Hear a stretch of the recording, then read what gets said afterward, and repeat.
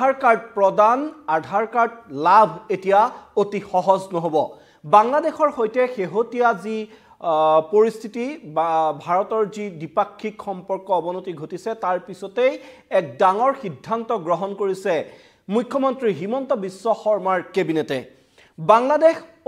বাংলাদেশৰ যি অনুপ্ৰৱেশকাৰী সেই অনুপ্ৰৱেশকাৰী এতিয়া অসম তথা ভাৰতৰ বাবে ডাঙৰ ভাবুকি হৈ পৰিছে বুলি মন্তব্য কৰিছে মুখ্যমন্ত্ৰীয়ে আৰু সীমান্তত অসম আৰক্ষী অধিক শক্তিশালী কৰা হ'ব বুলি মন্তব্য কৰিছে মুখ্যমন্ত্ৰীয়ে এই বাংলাদেশৰ অনুপ্ৰৱেশকাৰীক লৈ দীৰ্ঘদিন ধৰি অসমত প্ৰতিবাদ আন্দোলন চলিছে অব্যাহত আছে তাৰ মাজতে এইবাৰ পুনৰ ৰাজ্য চৰকাৰে গ্ৰহণ কৰিছে কঠোৰ পদক্ষেপ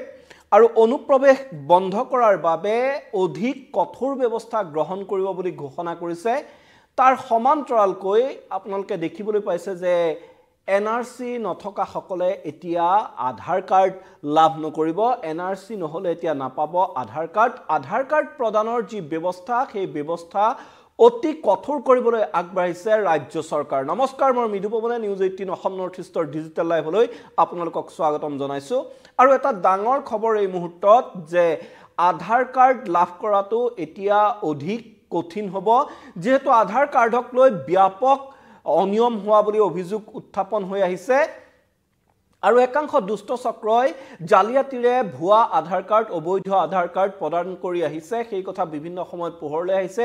হেহতিয়াকৈ যি বাংলাদেশীৰ অনুপ্ৰৱেশ অসম তথা ত্ৰিপুৰা তথা পশ্চিমবংগ এই সীমামূৰীয়া ৰাজ্যবোৰলৈ অব্যাহত আছে কিন্তু আটাইতকৈ উদ্বেগজনক কথাটো হ'ল বিভিন্ন সময়ত সীমান্তত এনে বাংলাদেশী অনুপ্ৰৱেশকাৰীক ধৰা পৰিছে বিএসএফ তথা সীমান্ত আৰক্ষীৰ হাতত এনে বাংলাদেশী অনুপ্ৰৱেশকাৰী ধৰা পৰিছে কিন্তু ধৰা পৰা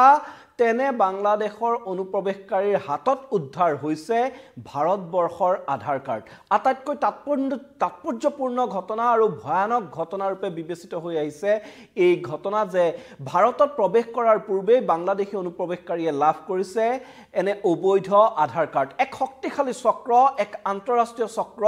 এই চক্ৰটোৱে এনেদৰে অবৈধ আধাৰ কাৰ্ডৰ বেহা এতিয়া আৰম্ভ কৰিছে আৰু যিটো দেশৰ বাবে এক ভাবুকি স্বৰূপ হৈ পৰিছে আৰু তাৰ মাজতে এতিয়া ৰাজ্য চৰকাৰে গ্ৰহণ কৰিছে এক সিদ্ধান্ত যে আধাৰ কাৰ্ড প্ৰদানৰ যি প্ৰক্ৰিয়া সেয়া অধিক কঠোৰ আৰু কটকটীয়া কৰিব ইয়াৰ বাবে ৰাজ্যৰ কেবিনেটে বহুকেইটা সিদ্ধান্ত গ্ৰহণ কৰিছে প্ৰথমে যদি কওঁ যে এতিয়াৰে পৰা আধাৰ কাৰ্ড প্ৰদান কৰা ব্যৱস্থাটো কঠোৰ কৰাৰ বাবে ৰাজ্যিক পৰ্যায়ত ভেৰিফিকেশন অধিক কঠোৰ কৰিবলৈ আগবাঢ়িছে ৰাজ্য চৰকাৰ ৰাজ্যিক পৰ্যায়ৰ যি আধাৰ কাৰ্ডৰ পৰীক্ষণ প্ৰক্ৰিয়া আছে সেই প্ৰক্ৰিয়া অধিক কঠোৰ কৰিব ৰাজ্য চৰকাৰে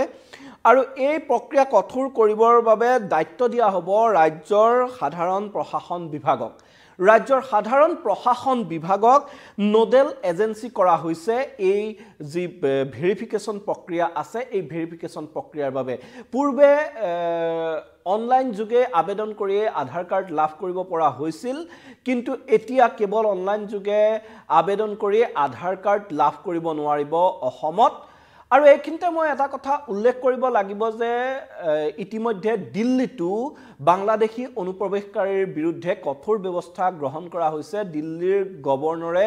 এই ক্ষেত্ৰত দিল্লীৰ মুখ্য সচিব আৰু আৰক্ষী আয়ুক্তক নিৰ্দেশ দিছে যে বাংলাদেশী যিসকল অনুপ্ৰৱেশকাৰী আছে তেওঁলোকক চিনাক্ত কৰিব লাগে তেওঁলোকৰ বিৰুদ্ধে ব্যৱস্থা গ্ৰহণ কৰিব লাগে তেওঁলোকৰ সম্পূৰ্ণ নথি পত্ৰ পৰীক্ষা কৰিব লাগে আৰু তেওঁলোকৰ লগত যদি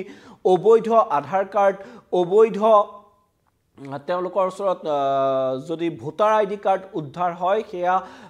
তন্নকৈ পৰীক্ষা কৰি ব্যৱস্থা গ্ৰহণ কৰিব লাগে আৰু দিল্লীৰ গৱৰ্ণৰৰ এই নিৰ্দেশৰ পিছত এইবাৰ অসম চৰকাৰে গ্ৰহণ কৰিছে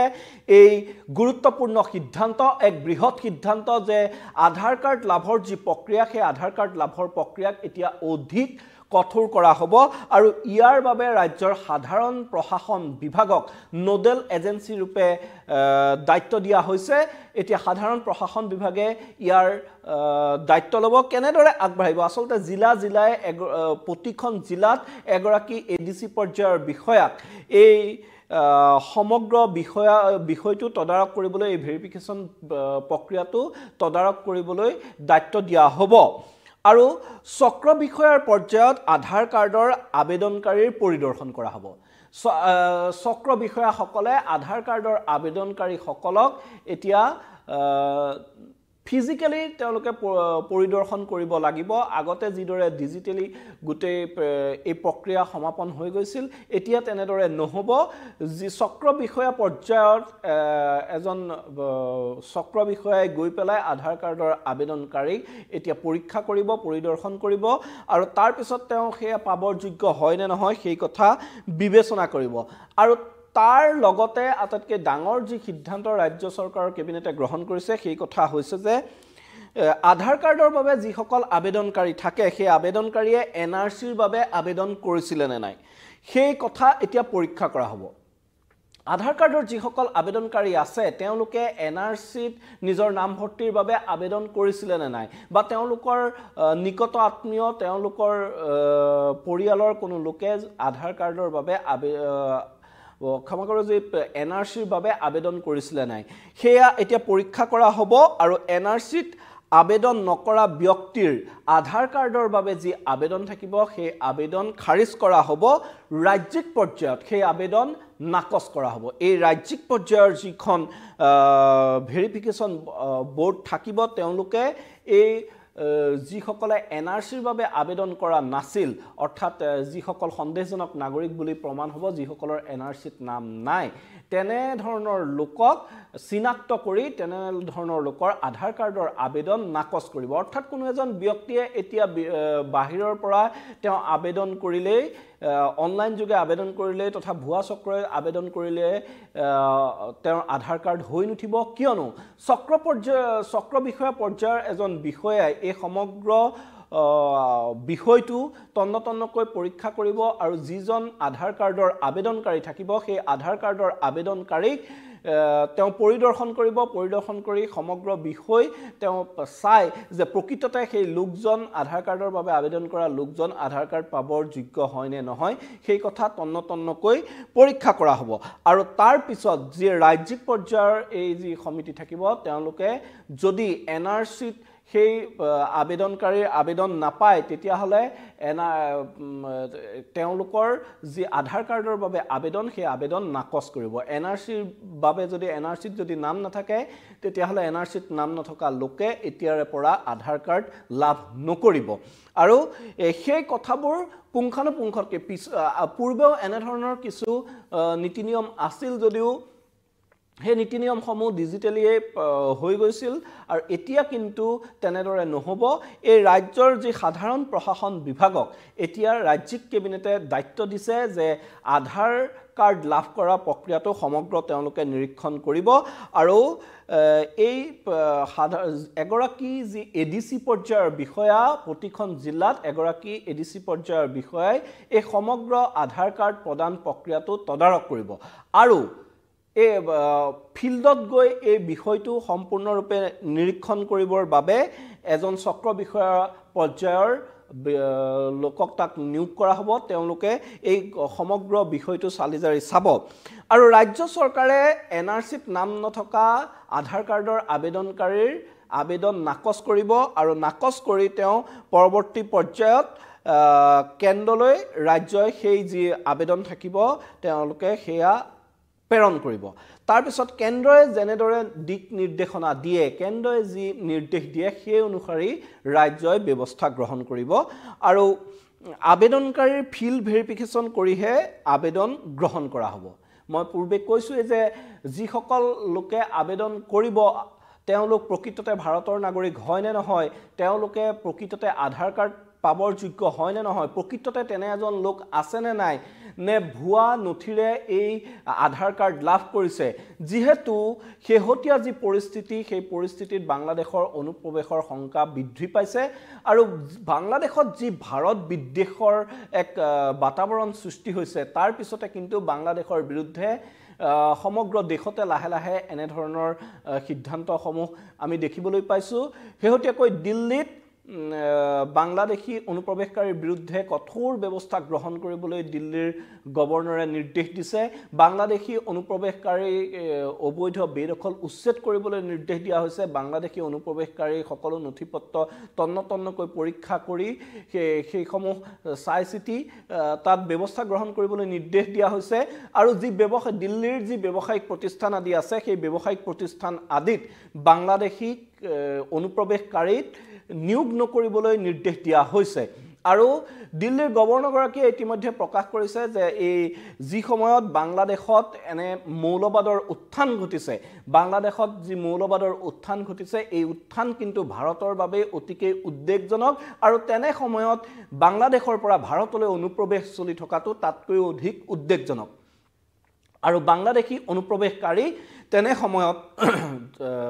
ভাৰতত থকাটো অতিকৈ উদ্বেগজনক বুলি তেওঁ মন্তব্য কৰিছে সেইবাবে এই ক্ষেত্ৰত দিল্লীৰ আৰক্ষী আৰু প্ৰশাসনক ব্যৱস্থা গ্ৰহণ কৰিবলৈ নিৰ্দেশ দিছে আৰু তাৰ পিছতে আজি দেখা গৈছে যে দিল্লীত ব্যাপক হাৰত বাংলাদেশীৰ বিৰুদ্ধে অভিযান চলিছে বাংলাদেশী অনুপ্ৰৱেশকাৰীৰ বিৰুদ্ধে অভিযান চলিছে আৰক্ষীয়ে অতি তৎপৰতাৰে সন্দেহজনক বাংলাদেশী অনুপ্ৰৱেশকাৰী থকা অঞ্চলত অভিযান চলাই তেওঁলোকৰ নথিপত্ৰ পৰীক্ষা কৰিছে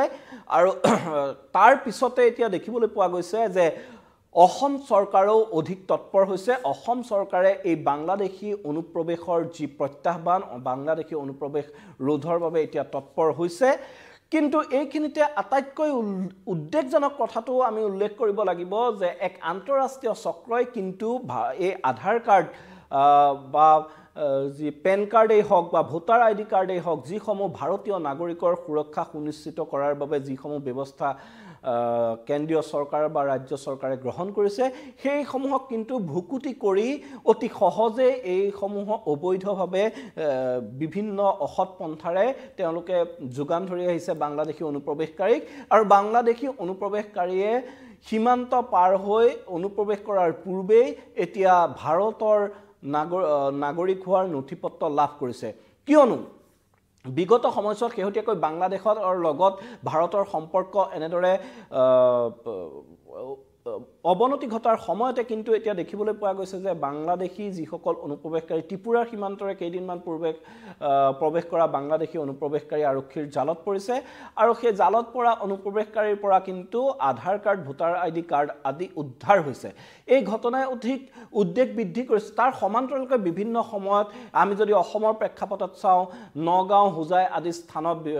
ধুবুৰী আদি স্থানত এনেধৰণৰ অবৈধ আধাৰ কাৰ্ড নিৰ্মাণ কৰাৰ বাতৰি সততেই সংবাদ শিৰোনাম দখল কৰিছে সততেই পোহৰলৈ আহিছে কিছু কিছু চক্ৰই এনেধৰণে অবৈধ আধাৰ কাৰ্ড প্ৰস্তুত কৰি যোগান ধৰি আহিছে আৰু তাৰ সমান্তৰালকৈ যি এনআৰসি উন্নীতকৰণ প্ৰক্ৰিয়া হৈছিল সেই প্ৰক্ৰিয়াও কিন্তু বিতৰ্কৰ আৱৰ্তত থাকি গ'ল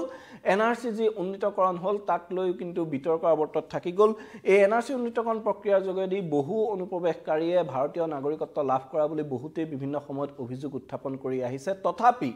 এতিয়া এই এনআৰসিত যদি নাম নাথাকে তেতিয়াহ'লে তেনেলোকে আধাৰ কাৰ্ড লাভ নকৰে সেই সিদ্ধান্ত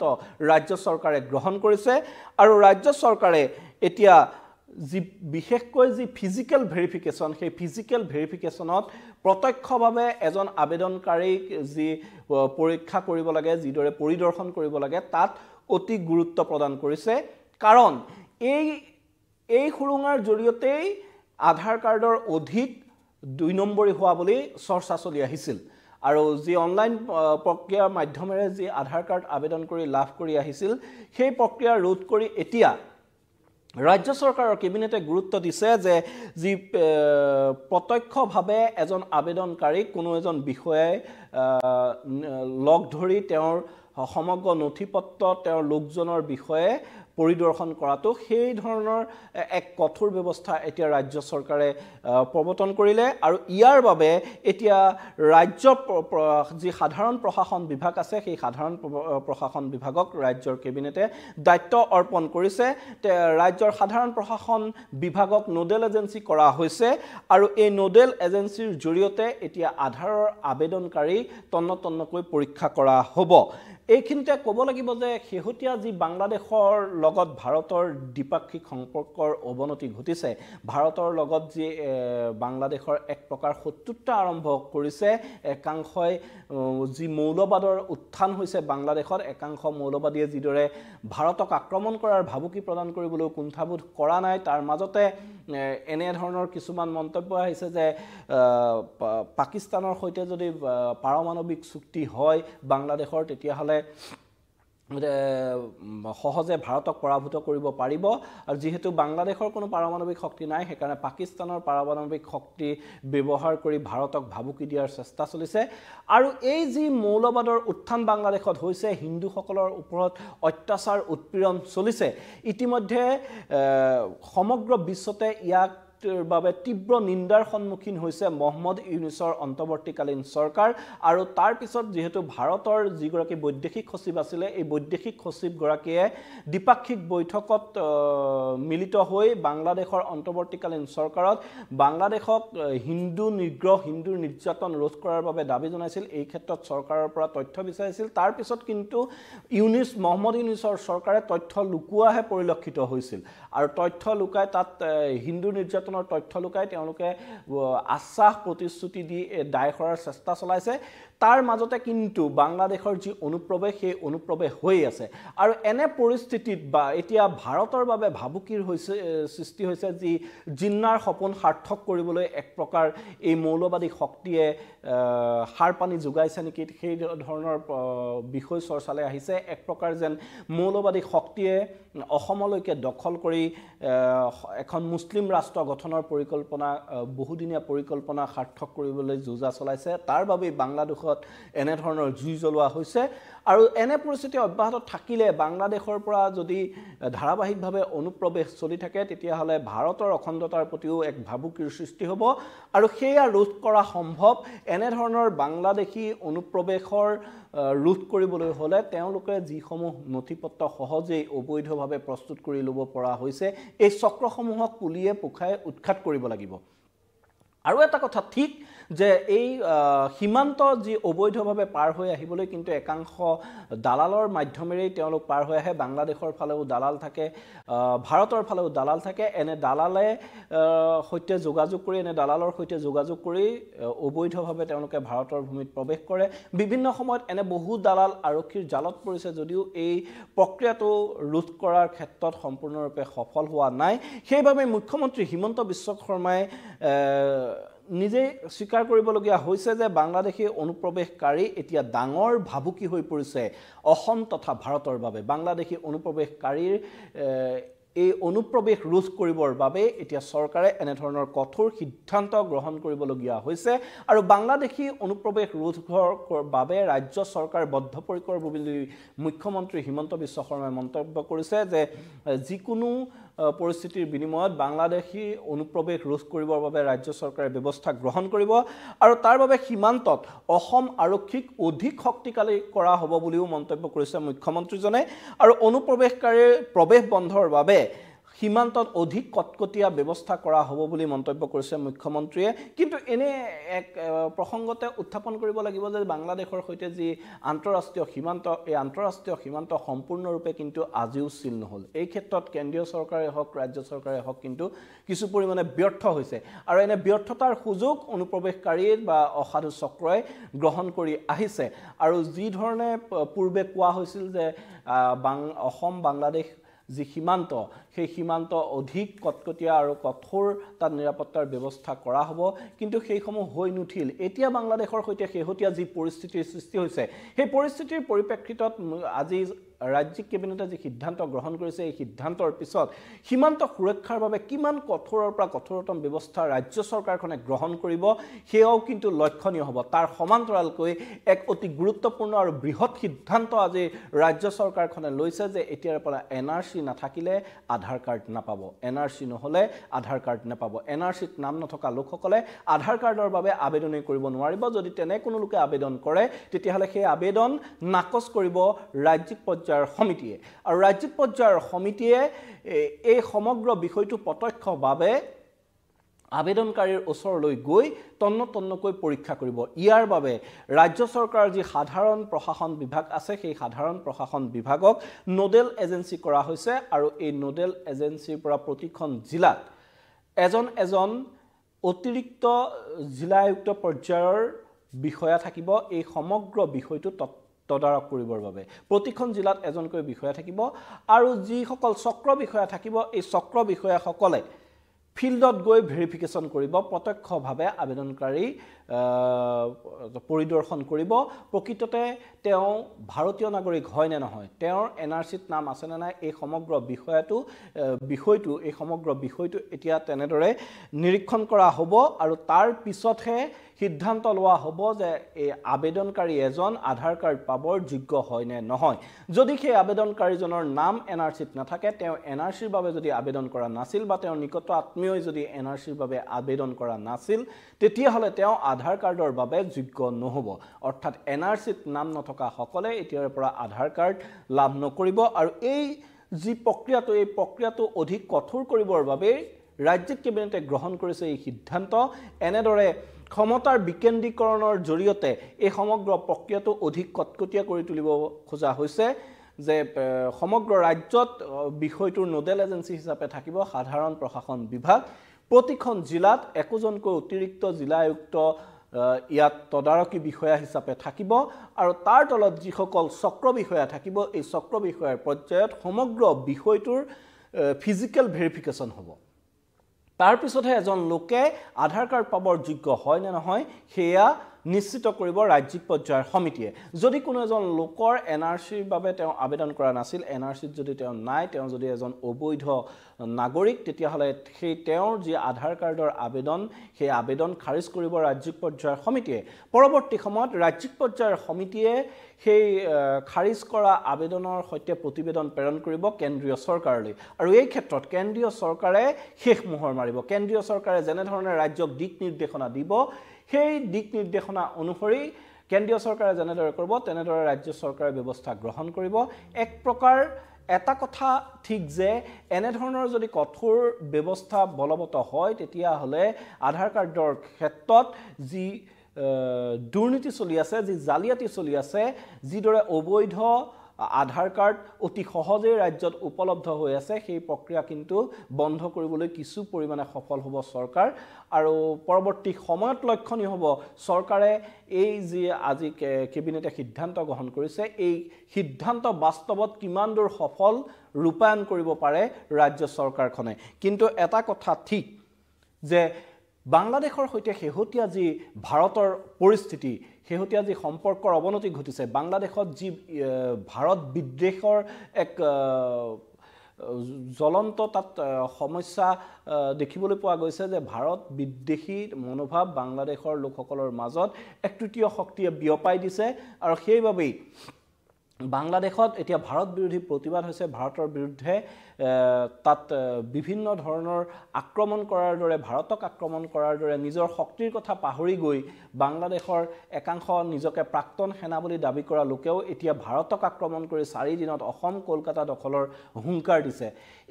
এইসমূহ ঘটনাই কিন্তু যে দুয়োখন দেশৰ মাজৰ যি সম্পৰ্ক সেই সম্পৰ্কক ব্যাঘাত জন্মাব সেই কথা নিশ্চিত হৈ পৰিছে। তাৰ মাজতে দুয়োখন দেশৰ যি বৈদেশিক মন্ত্ৰালয়ৰ পৰ্যায়ত আলোচনা বিলোচনা চলি আছে আৰু তেনে আলোচনাৰ ফলশ্ৰুতিতে দেখিবলৈ পোৱা গ'ল মহম্মদ ইউনুছ চৰকাৰে স্বীকাৰ কৰিবলৈ বাধ্য হৈছে বাংলাদেশত হিন্দু নিৰ্যাতন হোৱাৰ কথা আৰু হিন্দু নিৰ্যাতন হোৱাৰ কথা স্বীকাৰ কৰিলেও কিন্তু তেওঁলোকে হিন্দু নিৰ্যাতনৰ তথ্য লুকুৱাবলৈ চেষ্টা কৰা দেখা গৈছে। যেহেতু 5 আগষ্টৰ পৰা 20 অক্টোবৰলৈকে তেওঁলোকে এটা তথ্য দিছে যে 88টা গোচৰ হিন্দু নিৰ্যাতনৰ বাংলাদেশত ৰুজু হৈছে, কিন্তু অতি হাস্যকৰ কথাটো হ'ল যে প্ৰায় 1800ৰো অধিক পৰিয়াল এই সময়ছোৱাত বাংলাদেশত আক্ৰমণৰ বলি হৈছে আৰু তেওঁলোকে কৈছে যে 70জন লোকক গ্ৰেপ্তাৰ কৰা হৈছে এতিয়ালৈকে, কিন্তু বাংলাদেশত এতিয়ালৈকে 70টাৰ এতিয়ালৈকে নহয় 5 আগষ্টৰ পৰা 20 অক্টোবৰৰ ভিতৰত এই যি সময়ছোৱা এই সময়ছোৱাতে 70টাৰো অধিক হিন্দুৰ ধৰ্মীয় উপাসনাস্থলীত তাত আক্ৰমণ চলিছে, হিন্দুৰ মন্দিৰ ভাঙি লণ্ডভণ্ড কৰিছে আৰু তাৰ ফলত প্ৰাণৰ মমতাত বহু লোকে পলায়ন কৰিবলগীয়া হৈছে বাংলাদেশী হিন্দু লোকে বহু লোকে পলায়ন কৰি ভাৰতত প্ৰৱেশৰ চেষ্টা চলাইছে আৰু বিভিন্ন সময়ত তেওঁলোকক BSF আদিয়ে বাধা দিয়া পৰিলক্ষিত হৈছে কিন্তু এই যিসমূহ ঘটনা এই ঘটনাই এতিয়া অসমৰ বাবে তথা ভাৰতৰ বাবে ডাঙৰ ভাবুকি হৈ পৰিছে কাৰণ এনে ঘটনাৰাজিৰ সুযোগ লৈ বাংলাদেশীৰ অনুপ্ৰৱেশ এতিয়া যে বৃদ্ধি পাব সেই কথা এক প্ৰকাৰ নিশ্চিত হৈ পৰিছে আৰু সেইবাবে মুখ্যমন্ত্ৰীয়ে আজি ঘোষণা কৰিছে যে বাংলাদেশী অনুপ্ৰৱেশকাৰী এতিয়া ভাৰতৰ বাবে অসমৰ বাবে ডাঙৰ ভাবুকি হৈ পৰিছে কিন্তু এই ক্ষেত্ৰত মুখ্যমন্ত্ৰীগৰাকীয়ে আজি কেবিনেট বৈঠকৰ অন্তত সংবাদমেল সম্বোধন কৰি তেওঁ কৈছে যে সীমান্ত আৰক্ষীক অধিক শক্তিশালী কৰি বাংলাদেশী অনুপ্ৰৱেশ ৰোধৰ বাবে ৰাজ্য চৰকাৰে ব্যৱস্থা গ্ৰহণ কৰিব আৰু এই সিদ্ধান্ত আজি ৰাজ্যিক কেবিনেটে গ্ৰহণ কৰিছে কিন্তু সীমান্ত সুৰক্ষাৰ বাবে কিমান দূৰ কঠোৰ আৰু সবল স্থিতি ৰাজ্য চৰকাৰে লয় সেয়া পৰৱৰ্তী সময়ত লক্ষণীয় হ'ব কাৰণ এই সমস্যা কিন্তু অসমৰ আজিৰ নহয় অসমৰ পৰিপ্ৰেক্ষিতত যদি চাওঁ এই সমস্যা কিন্তু আজিৰ নহয় এই বাংলাদেশীৰ সমস্যা লৈ কিন্তু কেইবাটাও আন্দোলন হৈ গ'ল আৰু পৰৱৰ্তী সময়তো আমি দেখিবলৈ পালো যে এই বিভিন্ন সময়ত কেন্দ্ৰীয় বহু নেতা আহি সীমান্ত সিল কৰাৰ কথা কৈ গ'ল অত্যাধুনিক ইজৰাইলী প্ৰযুক্তিৰে সীমান্ত সিল কৰাৰ কথা কৈ গ'ল কিন্তু কাৰ্যত কিন্তু সেইবোৰ হৈ নুঠিল এইবাৰ যি ৰাজ্য চৰকাৰে সিদ্ধান্ত গ্ৰহণ কৰিছে সেই সিদ্ধান্ত কিমান কাৰ্যকৰী হয় তাৰ ওপৰত সকলোৱে নজৰ ৰাখিব তাৰ সমান্তৰালকৈ কিন্তু যি বাংলাদেশী অনুপ্ৰৱেশকাৰী আছে সেই বাংলাদেশী অনুপ্ৰৱেশকাৰীয়ে কেনেদৰে এনে ধৰণৰ বা অসম বা ভাৰতত প্ৰৱেশ কৰাৰ আগতে ত্ৰিপুৰাত প্ৰৱেশ কৰাৰ আগতেই ভাৰতৰ ভূমিত পদাৰ্পণৰ পূৰ্বে কিদৰে বাংলাদেশী অনুপ্ৰৱেশকাৰীয়ে বৈধ ভাৰতীয় নাগৰিকৰ নথিপত্ৰ লাভ কৰে কিদৰে আধাৰ কাৰ্ড লাভ কৰে যেহেতু ভাৰতৰ নাগৰিকৰ সুৰক্ষা সুনিশ্চিত কৰাৰ বাবে কেন্দ্ৰীয় চৰকাৰে প্ৰৱৰ্তন কৰিছিল এই আধাৰ কাৰ্ড আৰু এই আধাৰ কাৰ্ডত কেনে ধৰণে এনে এই আধাৰ কাৰ্ডত এতিয়া কেনেদৰে এই এক দুষ্ট চক্ৰই এনেধৰণে অবৈধ আধাৰ কাৰ্ড নিৰ্মাণ কৰি বাংলাদেশী নাগৰিকক প্ৰদান কৰি আহিছে সেইটো কিন্তু চিন্তাৰ বিষয় বিভিন্ন সময়ত অসমৰ ভিতৰৰ পৰাই এনেধৰণৰ চক্ৰান্ত চলাৰ অভিযোগ উঠিছে এনেধৰণৰ অবৈধ আধাৰ কাৰ্ড নিৰ্মাণ কৰা বহু ঘাটি উৎখাত কৰা হৈছে তথাপিতো কিন্তু সেয়া ক্ষান্ত হোৱা নাই এতিয়া যদি ৰাজ্য চৰকাৰে যি আজি সিদ্ধান্ত গ্ৰহণ কৰিলে যে প্ৰত্যক্ষভাৱে আধাৰ কাৰ্ডৰ আবেদনকাৰীক নিৰীক্ষণ কৰা হ'ব তেওঁ প্ৰকৃততে সেইজন লোক আছে নে নাই আধাৰ কাৰ্ডৰ আবেদনকাৰীজন প্ৰকৃততে আছে নে নাই তেওঁ প্ৰকৃততে আধাৰ কাৰ্ড পাবৰ যোগ্য হয় নে নহয় তেওঁ ভাৰতীয় নাগৰিক হয় নে নহয় তেওঁ NRCত নাম আছে নে নাই এই সমগ্ৰ বিষয় এতিয়া তন্নতন্নকৈ পৰীক্ষা কৰা হ'ব আৰু তাৰ পৰীক্ষাৰ অন্ততহে এজন লোকে আধাৰ কাৰ্ড পাবৰ যোগ্য হয় নে নহয় ৰাজ্যিক পৰ্যায়ৰ কমিটিয়ে সিদ্ধান্ত গ্ৰহণ কৰিব যদি তেওঁ NRCত নাম নাথাকে তেতিয়াহ'লে এই ৰাজ্যিক পৰ্যায়ৰ সিদ্ধান্ত ৰাজ্যিক পৰ্যায়ৰ যিখন কমিটি থাকিব তেওঁলোকে সেই আবেদনকাৰীৰ আবেদন খাৰিজ কৰিব যদি NRCত নাম নাই NRCত তেওঁ আবেদন কৰা নাছিল তেওঁৰ নিকট আত্মীয়ৰ যদি NRCত নাম নাই বা তেওঁলোকে NRCৰ বাবে আবেদন কৰা নাছিল তেতিয়াহ'লে তেনে আধাৰ কাৰ্ডৰ আবেদনকাৰীৰ আবেদন ৰাজ্যিক পৰ্যায়ৰ কমিটিয়ে নাকচ কৰিব পৰৱৰ্তী পৰ্যায়ত সেই নাকচ কৰা আবেদনৰ সন্দৰ্ভত প্ৰতিবেদন কেন্দ্ৰীয় চৰকাৰলৈ প্ৰেৰণ কৰিব আৰু কেন্দ্ৰীয় চৰকাৰে এই ক্ষেত্ৰত চূড়ান্ত সিদ্ধান্ত গ্ৰহণ কৰিব যে তেওঁক আধাৰ কাৰ্ড প্ৰদানৰ যোগ্য হয় নে নহয় কেন্দ্ৰীয় চৰকাৰে যেনে ধৰণৰ দিক নিৰ্দেশনা দিয়ে সেই দিক নিৰ্দেশনা ৰাজ্য চৰকাৰে মানি চলিব বুলি আজি মুখ্যমন্ত্ৰীগৰাকীয়ে জনাইছে চৰকাৰৰ এই কঠোৰ সিদ্ধান্তৰ পিছত এতিয়া অসমত আধাৰ কাৰ্ডৰ যি অবৈধ বেহা আছে আধাৰ কাৰ্ডৰ যি জালিয়াতি চলি আছে সেই জালিয়াতি ৰোধ কিমান দূৰ সম্ভৱ হয় তাৰ ওপৰত কিন্তু এতিয়া দৃষ্টি নিবদ্ধ থাকিব ৰাজ্যবাসী